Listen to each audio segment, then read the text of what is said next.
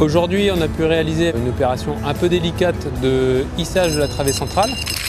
L'ensemble de la charpente a été préfabriqué en usine, puis a été approvisionné par convoi exceptionnel, donc au total 36 convois exceptionnels. Tous ces éléments ont été raboutés et soudés sur la barge directement.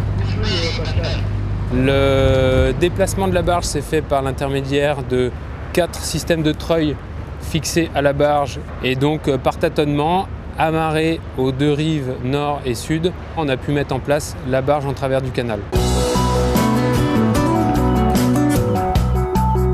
Donc une opération effectivement assez délicate, d'autant plus que la travée centrale fait 40 mètres et pèse 250 tonnes. Après mise en place de la barge, on a pu démarrer l'opération de hissage en fixant 2 barres de chaque côté de la travée centrale et un système de vérin. On va rattraper, on va mettre la barge de niveau. Ok, on est parti. Le hissage s'est fait en 11 levées de 500 mm jusqu'à la position définitive à laquelle nous avons soudé 4 béquets métalliques pour la mise en sécurité de la travée centrale. Ce pont a une vocation bien sûr de faire passer le tramway, mais je ne vais pas dire avant tout, mais surtout une passerelle aussi pour les piétons. Il fallait trouver un design pour ce pont qui soit un design contemporain, en accord avec l'ensemble du tracé. Donc c'est quelque chose qu'on voit, c'est presque de l'ordre du mobilier. De loin, c'est un trait d'union, c'est quelque chose de très fin, on ne voulait pas casser la perspective du canal. Et puis il y avait aussi une volonté, quand on est dans le tramway, à un moment où on franchit le canal, il ne fallait surtout pas cacher la vue.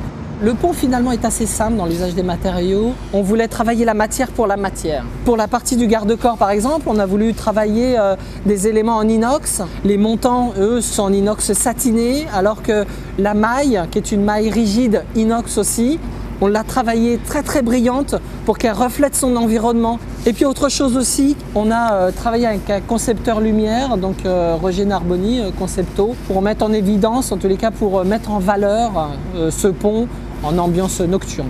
Il est monté, mais il reste encore beaucoup de choses à contrôler et il ne faut pas oublier qu'il a une destination technique qui est le passage de la voie et des tramways qui ont des contraintes fortes en profilant long, surtout dans ce secteur.